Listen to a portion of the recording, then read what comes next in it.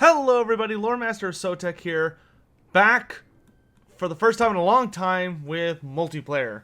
I figured it's time for me to get back into the multiplayer scene, so I have returned to quick battles, and I'll be doing, I think the goal is going to be uploading a battle every Tuesday and Thursday for right now.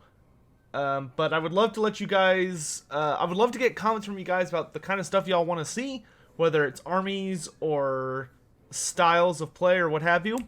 But for this game, I just kind of clicked on to quick battle and played some games and picked my favorite one.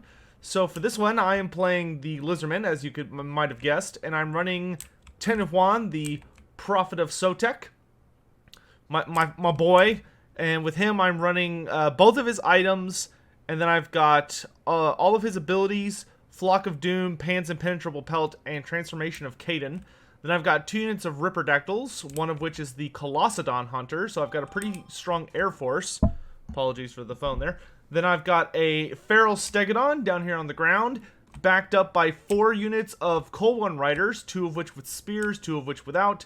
Then I've also got a Saurus Scar Veteran on Colwyn, and he's totally naked. He doesn't have any abilities or items. And then last but not least, I have a Bastiladon on Solar Engine.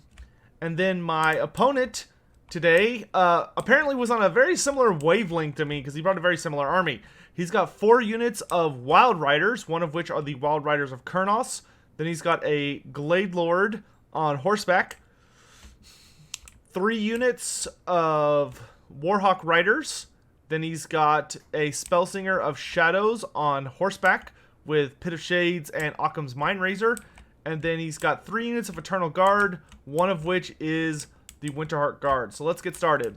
So we both come over this hill, and the first thing I do is beeline right in on this hero. So he kind of pulls away some of his stuff. Arrows are coming in on me. I go ahead and send off charges all over the place with my various flying units, Colossodon Hunters.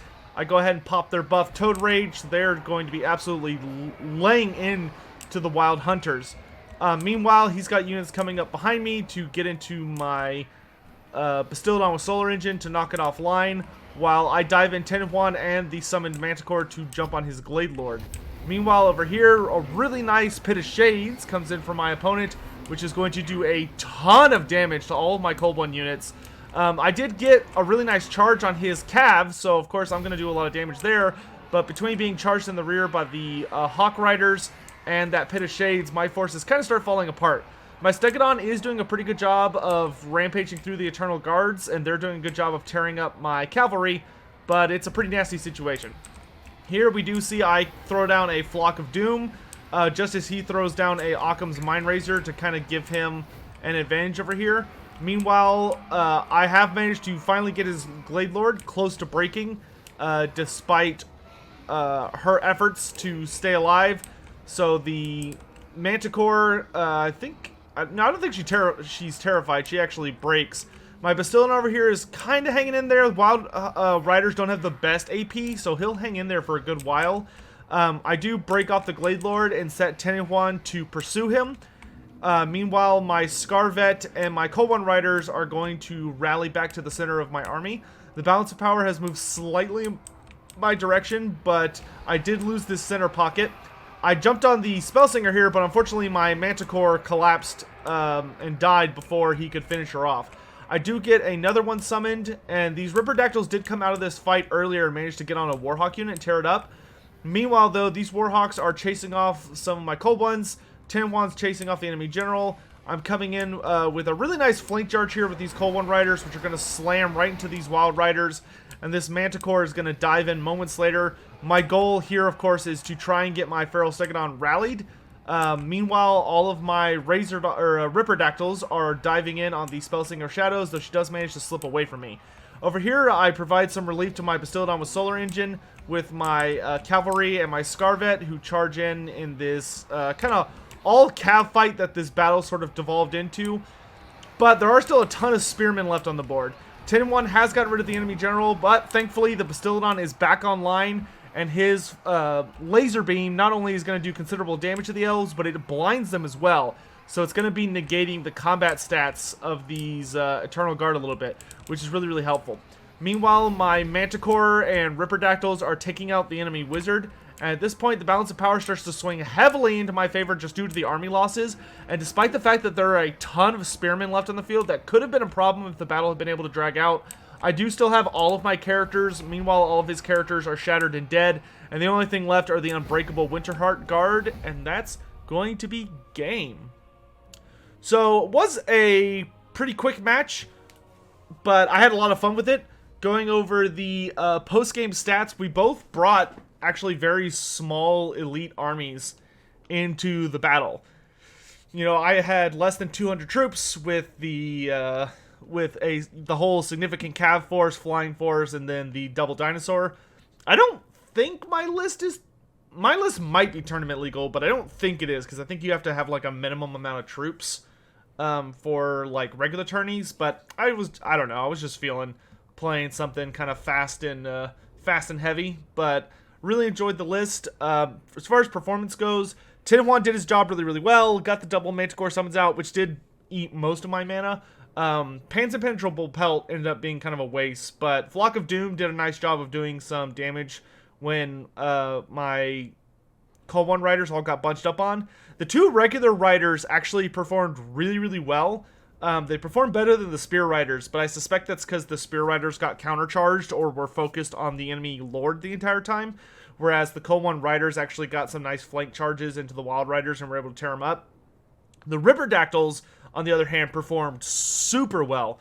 The Colossodon Hunters and the Ripperdactyls managed to pretty much rip up the Wild Hunters of Kornos and did just a super amazing, awesome job. I'm still getting used to playing with them, because I have not actually had very much time to play that much multiplayer since since Prophet and the Warlock came out. But I'm heading back into it, and I want to get back to the point that I feel really, really competent at playing the game. Like, I feel great when it comes to casting it, but I want to get back to where I feel like I'm, you know, one of the better players at the game. The Ferrobastillodon did his job exceptionally well.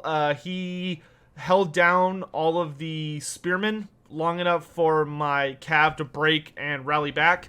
He didn't necessarily get a ton of kills, but I was able to kind of throw him into all of the Eternal Guards, and his terror check actually helped against the Wild Riders once their frenzy was deactivated, and of course chasing off the Hawk Riders and keeping the Eternal Guard just busy.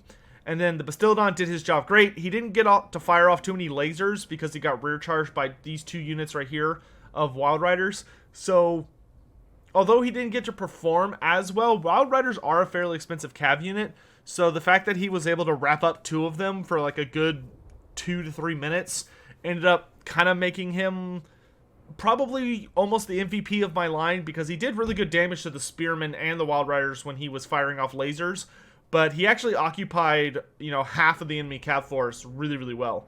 Of course, the Scarvet did extremely well at killing off the enemy Glade Lord, doing a ton of damage, and then I used him to hunt down the Spellsinger of Shadows. And my thing is, I always think it's worth having an extra hero with your army, because it anchors you down leadership-wise, especially if you have a very mobile Lord. Personally, I'm not a fan of using Lords that run away from the army, unless there's a hero who can anchor the rest of the army. Over here on the Wood Elf side, overall, their performance didn't come out super well. I think Mole Spaghetti actually played the game well, but I think he may have spread his... I think for his level of micro, he may have spread himself too thin, in that when he was kind of coming over that hill and I was coming over that hill, he had his Lord out in front, and she kind of got caught up by a bunch of my units, and he focused, I think, too much on trying to take out the Bastillodon with Wild Riders. If he had committed a single unit of Wild Riders to fighting the Bastillodon, or even a unit of Hawk Riders to just like swoop down the Bastillodon and keep it from firing, he then could have used the rest of his riders to countercharge my guys that surrounded his Lord, and either sprung her out of there or at least done enough damage to beat her back. The Pit of Shades he got off was super duper nice. He actually did a ton of damage with that. That is where most of his magic went. And he did get off an Occam's Mind Razor, but I think it was too little too late on the Wild Riders of Kurnos. Overall, though, I think the biggest issue that his army had was just that it took too long for the Eternal Guards to get involved in a fight. and they were stuck on the Stegodon for a good bit, and although they do have pretty good, very good AP for a core infantry unit, they needed to probably spread out wide and dedicate one unit to the Stegodon, like probably the Unbreakable unit, the Winterheart Guard, and send the other 2 units to reinforce the line. But I actually really liked his list. His list and my list, I think, were very even as far as how they could respond to one another. And I think just those initial charge decisions ended up working much more in my favor than his favor. But it was a really fun game. I had a ton of fun with it. I'm hoping to do this on a regular basis. I think my goal is to start using what I'm going to call lore builds. So I'm going to be bringing some of your favorite legendary lords with armies that I think they would actually use in the lore or in like the tabletop days. So if y'all want, please let me know down in the description what character you want to see, and upvote or a comment if somebody says a character you really want to see played with like an army that you think they would actually use. And I'll just pick whoever's most popular and stuff, and we can do that on Tuesdays and Thursdays. So thank you all for watching. See you next time. Bye.